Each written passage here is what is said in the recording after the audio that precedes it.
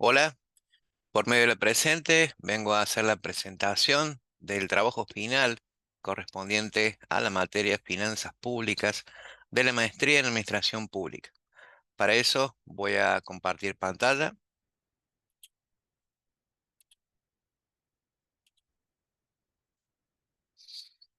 En el contexto de esta actividad, de este trabajo final para acreditar finalmente la materia de Finanzas Públicas, he elegido el tema de la boleta 5 del módulo 5, denominado Federalismo Fiscal. Para ello, vale aclarar que en la realización de este trabajo final constaba de dos opciones para los maestrandos. En lo particular, en el devenir del tiempo, del desarrollo de la actividad, primero hice la opción uno en esto de hacerlo de manera escrito al trabajo, pero lo que ha tenido esta materia es de plena actualidad con los temas que estamos viendo en la prensa, que conocemos, que escuchamos a lo largo de nuestro ejercicio profesional. Por eso en la primera parte, en lo que era la opción uno, hice la presentación del proyecto de ley de aumento de jubilaciones con sus consideraciones en el impacto fiscal que esta decisión tiene. Pero viendo la realidad cómo se deviene y en esto de considerar que los maestrandos en administración pública tenemos este derecho y este deber de poder aplicar la teoría en la práctica, también pensé en la importancia de poder realizar esta actividad número 2, este video, que dé pauta de otro tema, de otra arista de lo que estamos analizando. Para eso, elegí también la opción 2, que era hacer un material audiovisual, pero en este caso iba a tratar el tema de federalismo fiscal. Federalismo fiscal, ¿qué decir? Empecé a ver la temática en el marco del estudio de este módulo 5 y veía noticias recientes que hablaban si esto era finalmente posible.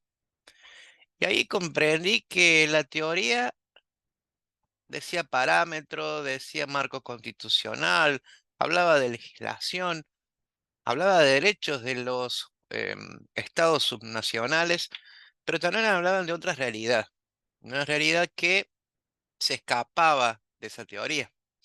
Y pensar si el federalismo fiscal finalmente sería posible en nuestra Argentina.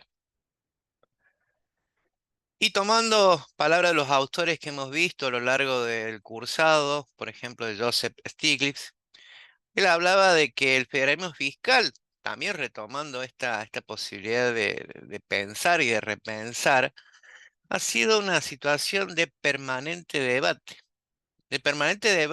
en el sentido de la armonización y el reparto de responsabilidades, en este caso económicas, entre una administración central, en este caso el Poder Ejecutivo Nacional, con las provinciales, y que siempre ha sido y ha generado debate que genera también un contexto político de decisiones, de intereses y de otros argumentos e ingredientes que hacen a la cuestión. En el marco del federalismo fiscal, la teoría nos indica de que hay múltiples relaciones entre los gobiernos provinciales y en este caso nacional. Factores que influyen en esas relaciones, como factores económicos, políticos, sociales, factores externos y de la organización. También el autor que refería recién en el libro La economía del sector público, que pudimos ver varios módulos, varios capítulos del mismo, nos explica y nos aporta información acerca de esto del federalismo fiscal, donde los gobiernos centrales regulan y subvencionan a los gobiernos locales. Esto dentro de una teoría. Y también nos explica acerca de esas relaciones que hay entre estos dos polos que combinan una misma república, un mismo Estado federal. Y ahora tomo las palabras también de otro autor que hemos estudiado en la bibliografía complementaria, que es Horacio Cao, donde nos explica qué es el federalismo fiscal. Si bien nos da una dimensión mucho más teórica en el marco de las finanzas públicas, cuando nos dice que es la hacienda multijurisdiccional, nos indica también que es la organización federal, prevé en los diferentes niveles de gobiernos esas relaciones consecuentes de un estado de organización, que entre los aspectos que hacen, como veíamos, que eran administrativos, políticos, externos, hay un punto que es sumamente relevante en la posibilidad de desarrollo de ese estado federal. Por el otro lado, otro autor que hemos analizado, Miguel Ángel Asensio, y en esto retomando del pleno debate que tiene esta cuestión, nos habla de que la primera preocupación refiere a los atributos del federalismo. Retomando las primeras gráficas en las cuales hablaba de si era posible en Argentina el federalismo, y acá volvemos a pensar los atributos, ¿sí? En este sistema de organización que parte desde luego de una división de responsabilidades, de potestades y de derechos entre los diferentes niveles de gobierno, que más allá de suponer una distribución territorial del poder, también va por una lucha de poderes en este esquema de distribución de finanzas públicas. Y en la parte más teórica, federalismo fiscal, cuando hablamos de los factores económicos que tienen que ver con estas relaciones, hablamos de la actividad económica regional, que es diferente en nuestra provincia de Córdoba, que es diferente en el Chaco, en Salta, y dentro de nuestra provincia también es diferente en diferentes localidades y municipios. Por el otro lado, otro factor económico, estamos hablando de los ingresos fiscales, en lo que es la recaudación auténtica de impuestos, pero por el otro lado, estamos hablando de las transferencias. Y lo marco en rojo porque me voy a detener sobre ese tópico dentro de lo que son los ingresos fiscales que se enmarcan en los factores económicos. Cuando hablamos de federalismo fiscal, se nos viene a la cabeza lo que es la coparticipación federal. Esta placa, este gráfico habla del laberinto de la coparticipación federal, que realmente hay que ser un estudioso para entender cómo la masa coparticipable se conforma y cómo esa masa es distribuida entre los diferentes estados subnacionales. Verán que esta gráfica trata de hacer entender cómo la recaudación de impuestos hace la conformación de esa gran torta y la posibilidad de ir cortando para entregar. Y en las fuentes de ingreso de los gobiernos subnacionales, las provincias, estamos hablando de que, al igual que anteriormente decíamos, que se consta de impuestos propios, de ingresos propios legítimos. Hablamos de ingresos no tributarios, como son las tarifas y tasas por servicios, y la deuda, que los organismos subnacionales pueden acceder con organismos internacionales. Pero también hablamos de las transferencias del gobierno nacional como un punto importante en la fuente de ingresos para las provincias que hacen al federalismo fiscal. Y los desafíos, otra vez pensar en esta palabra, desafíos en el desempeño fiscal de los estados subnacionales. En las desigualdades regionales, los ingresos no son los mismos en una provincia, por ejemplo, agropecuaria, que en una provincia del norte. En la capacidad de administración de esa provincia en el manejo de esos recursos. En el endeudamiento excesivo que han tenido con organismos internacionales por la corrupción, por la mala administración y también de nuevo la dependencia con las transferencias nacionales. Situaciones que hacen pensar y hacen complicado que ese federalismo fiscal pueda ser posible.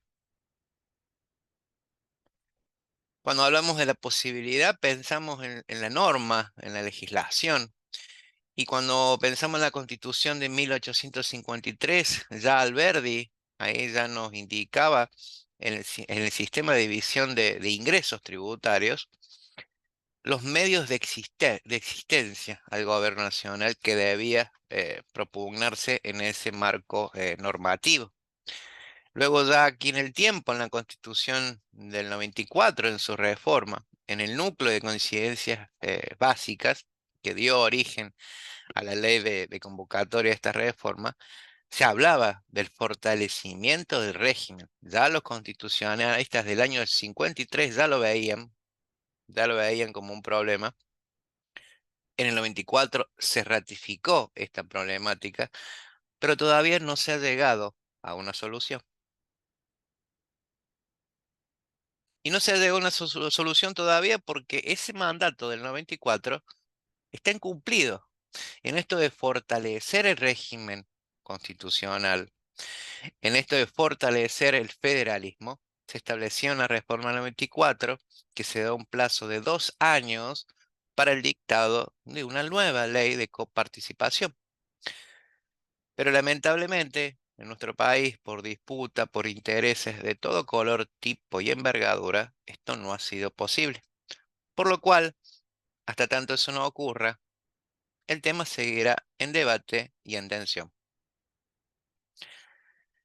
Tomo el trabajo de la Oficina de Presupuesto del Congreso cuando decía que en la reforma 94 se incorporó la coparticipación a la Constitución Nacional.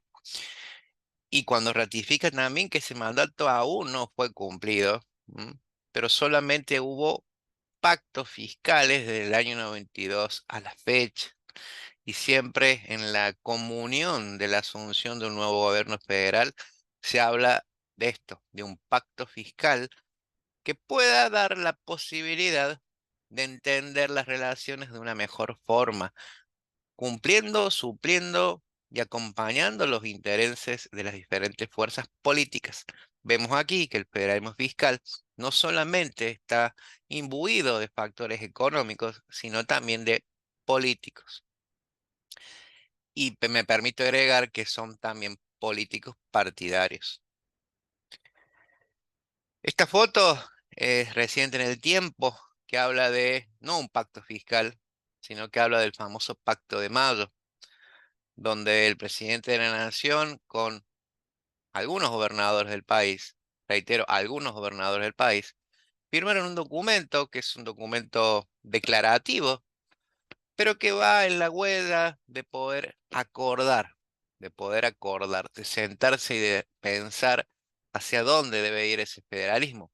Uno de los tópicos que tiene que tener nuestra nación para un régimen, para un avance, para un desarrollo perdurable en el tiempo.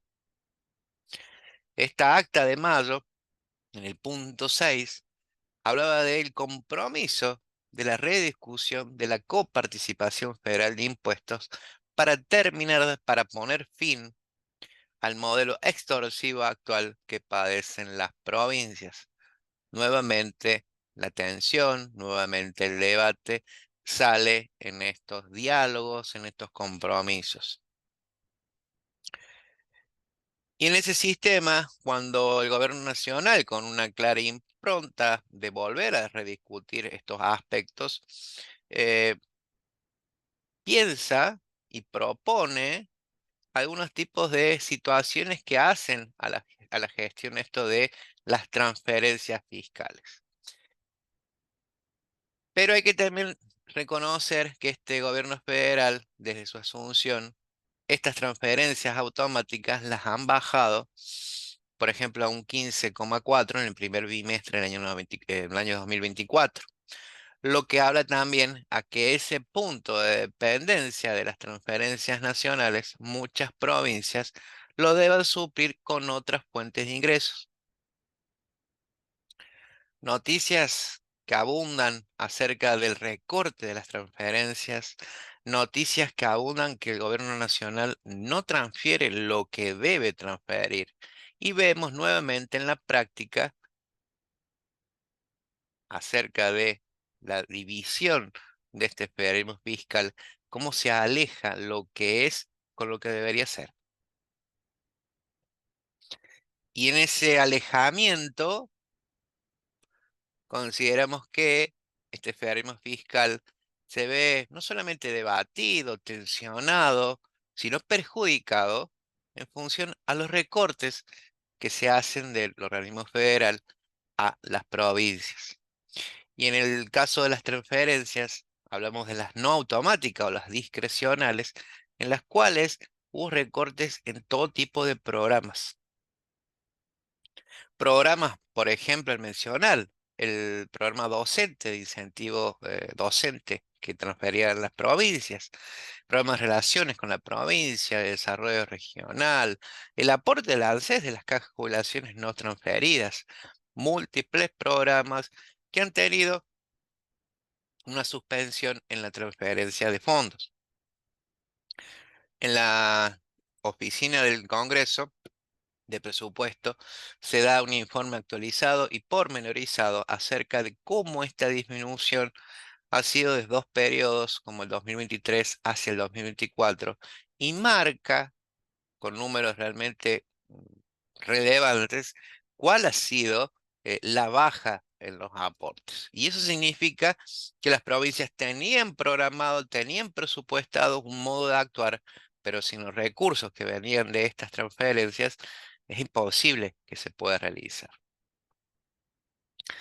Y en lo que es nuestra provincia de Córdoba, hablando de las transferencias, en este condicionamiento político, ¿m? De acerca de que también estos fondos dejaron de llegar a Córdoba y la recesión agudiza la crisis de ingresos de Ardora en Córdoba en función a la baja de ingresos propios, la nula recepción de transferencias, el problema de recepción de los fondos de ANSES para la caja de jubilaciones no transferidas, todo lo que condiciona esta posibilidad de pensar, ¿hoy existe el federalismo fiscal? ¿O es la teoría que quedó en la Constitución del 53 o en la del 94? Vemos acá en la recaudación propia y transferencias por coparticipación del año 2015, los números que hablan de la recaudación propia y el color más oscuro habla de la coparticipación. Se verá aquí la importancia que tiene que ver acerca de la federalización fiscal de los aportes y de los ingresos. De eso vive nuestro país, de eso viven nuestros ciudadanos.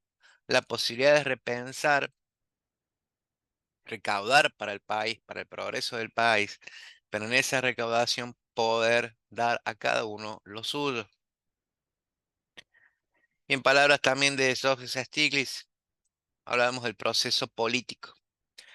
Y me quedó muy grabada esta frase cuando lo leía, cuando dice que estos suelen tener objetivos distintos y concepciones diferentes sobre su funcionamiento de la economía.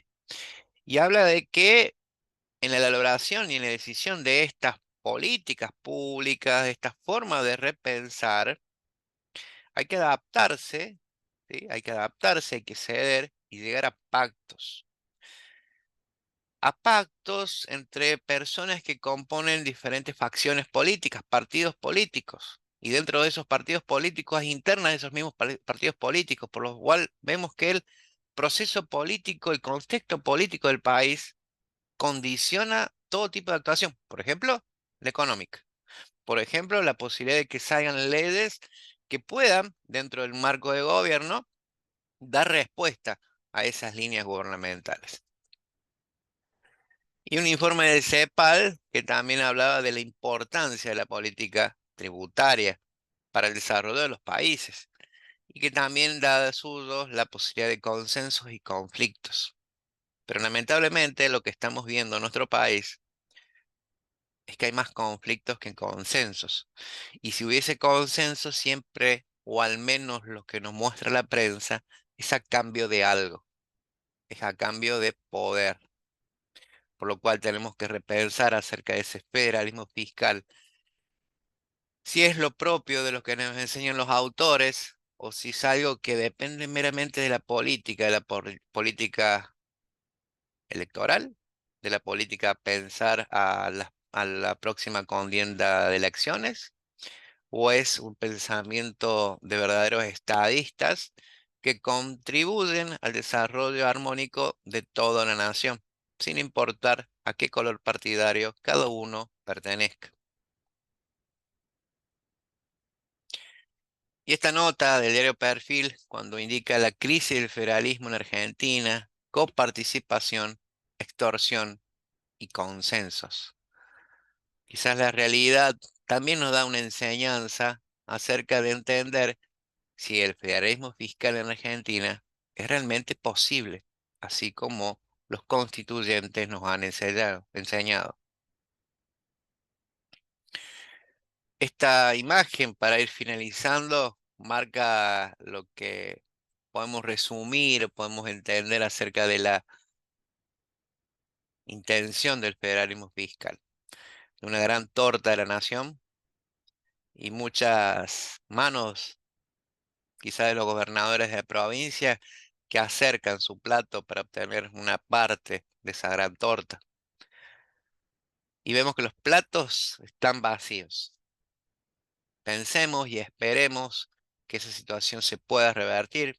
Obviamente, con una situación económica que debe mejorar, pero volver a las ideas de que el federalismo fiscal no debe ser solamente una teoría o un debate académico, sino que debe ser reimplementado realmente en la práctica.